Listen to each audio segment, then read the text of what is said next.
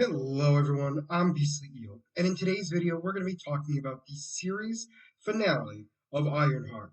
So for those of you who haven't seen it, these three episodes aired all at once last Tuesday. They went into great detail of the finale of the story. So it pretty much picks up right where it left off, which is Riri trying to figure out what she's going to do next because she realized Johnny's dead, and it's her fault. The fact also is that she also lost the tech in the greenhouse, which also would have given away Ezekiel. And she was just terrified of everything because she's now afraid that Parker will go after her and her family. So during this time, we have her dealing with.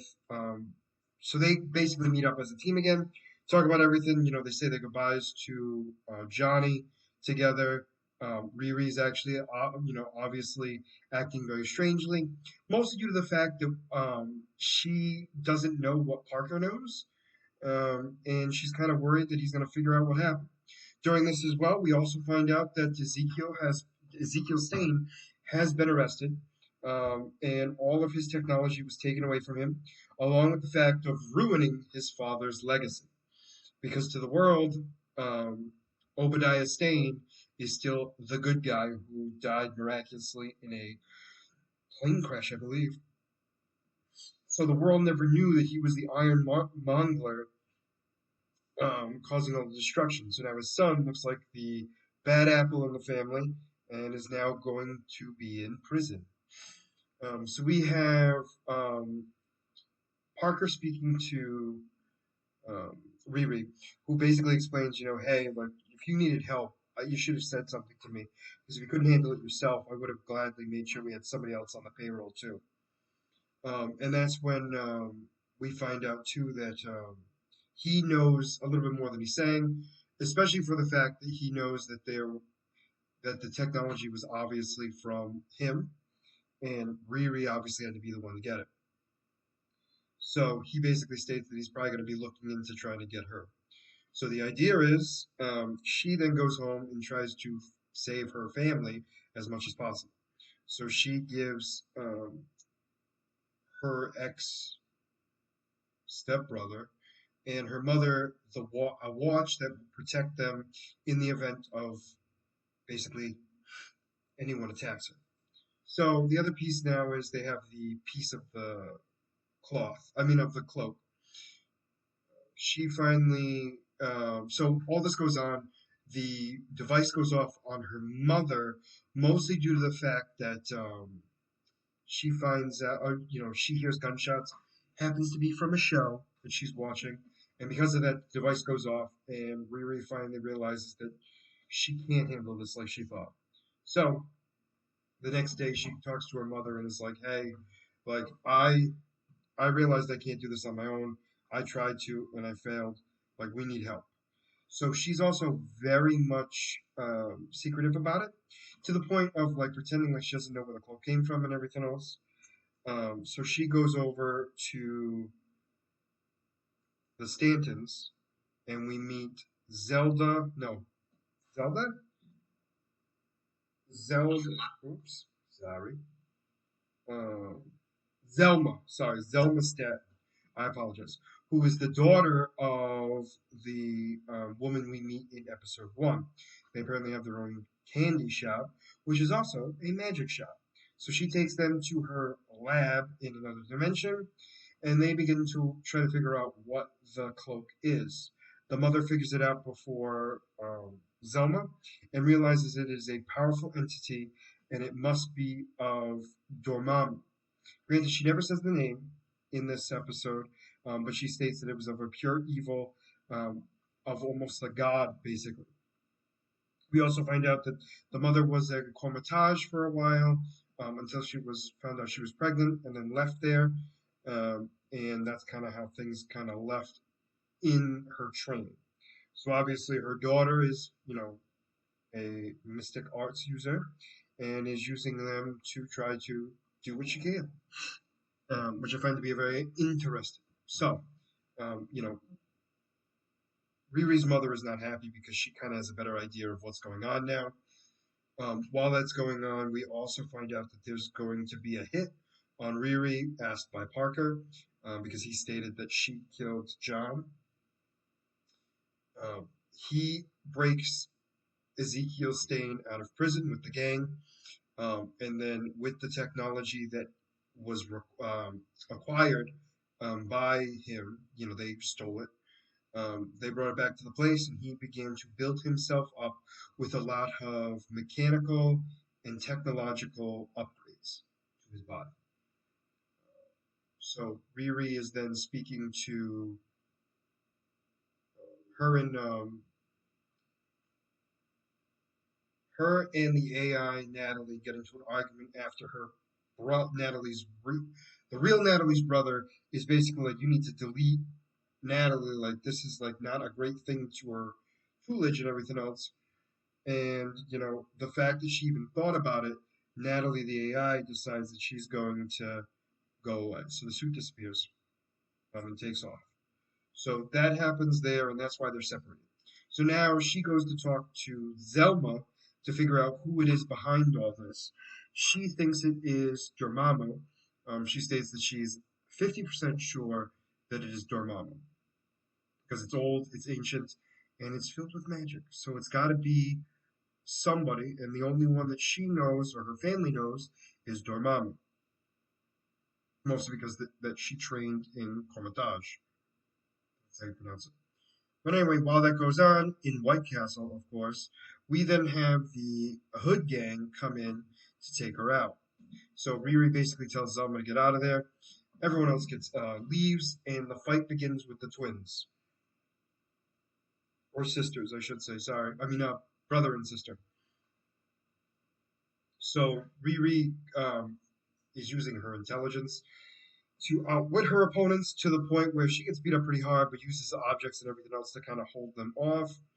While that's going on, Slug uses a gigantic magnet, shoots it at the Ironheart suit, and takes Natalie the AI away into the van, or this big, massive, like, box truck. So that goes on. So then the next thing that happens there is we have um, Riri, getting pretty much like knocked around by the siblings. She eventually gets beaten down to the point where she's loses, but she drops the watch. So when she drops the watch, she basically begs them to just make it quick. So they pull out a gun and shoot her.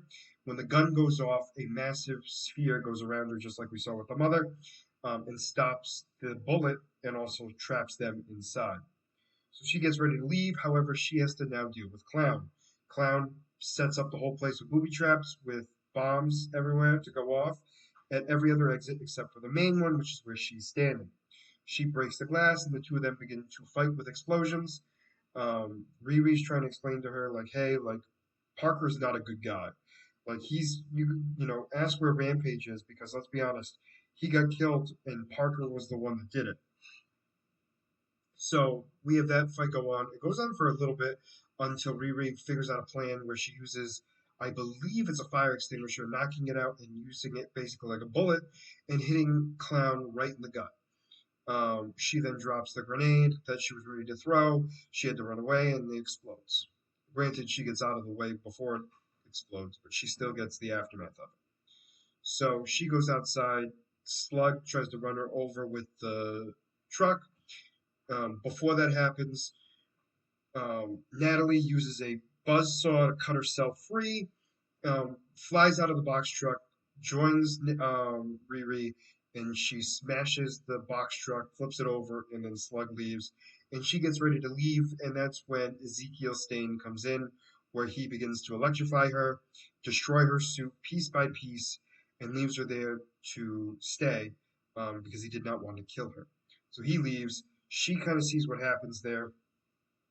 I'm sorry, Clown sees what happens there, and also sees Riri disappear, get away, and then she leaves as well. So we have that situation go on. So we have them go back at the hideout where they explain, Ezekiel was trying to state that he killed Riri, and Parker's not believing him because he's like, you're not giving a lot of details, and there's not a lot of drama I'm hearing about, and that's what makes the story good. And that's when Clown makes up a fake story of what happened. Although she does tell the truth of what happens, but doesn't state that Riri was alive. So that goes on. So that kind of ends it there, where he believes that it's all done and over with. Um, he then orders Ezekiel to help take over his over this place where oh no, he basically so Ezekiel kind of just leaves the group, and he starts to get really ticked off about everything that's kind of going on.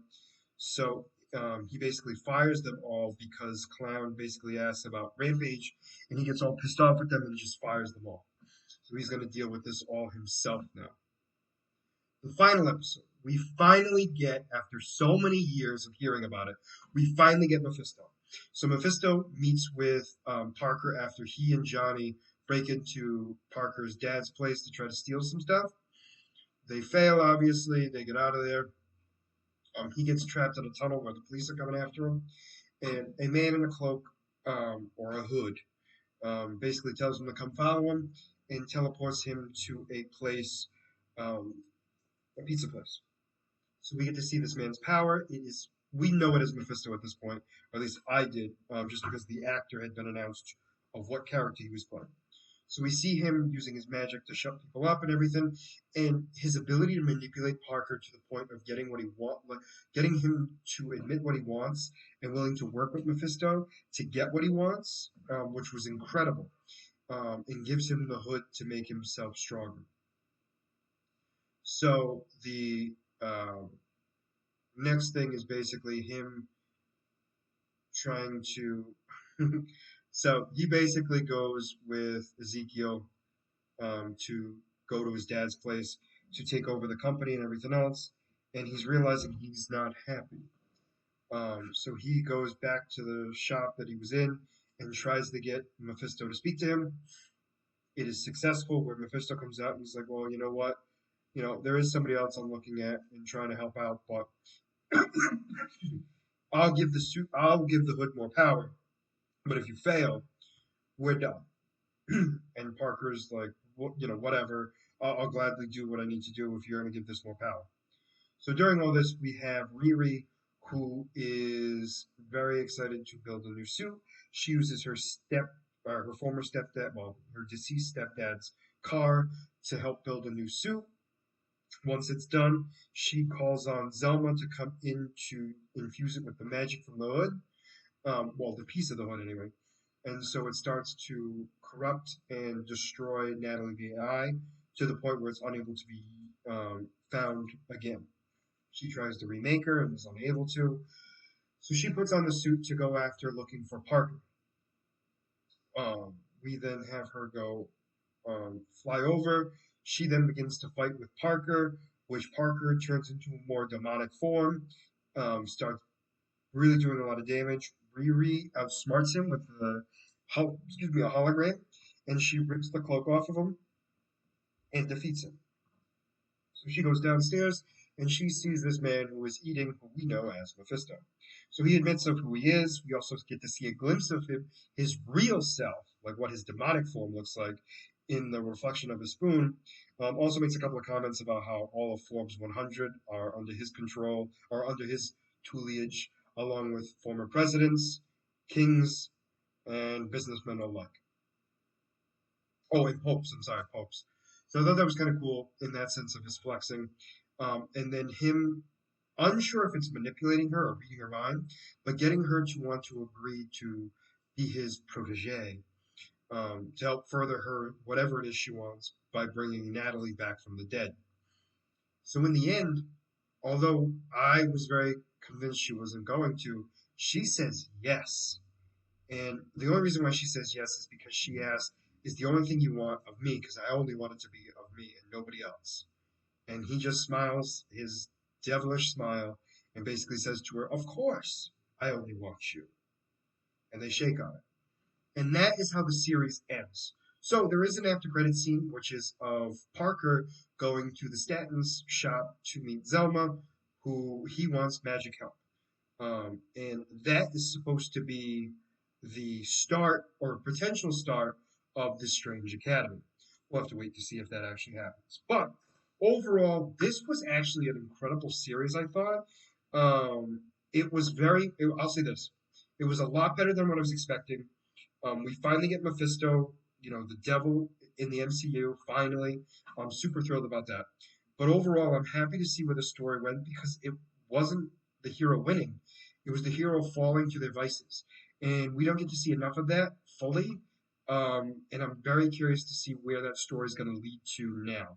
But we'll have to wait and see. But for now, let me know what you guys thought about this series down in the comments below, and your thoughts on Mephisto because I'm super happy he's there. And as always, if you like the content you see, please make sure to like and subscribe down below. Other than that, this is going to be Beastly Eel signing out. Have a wonderful night. Bye bye.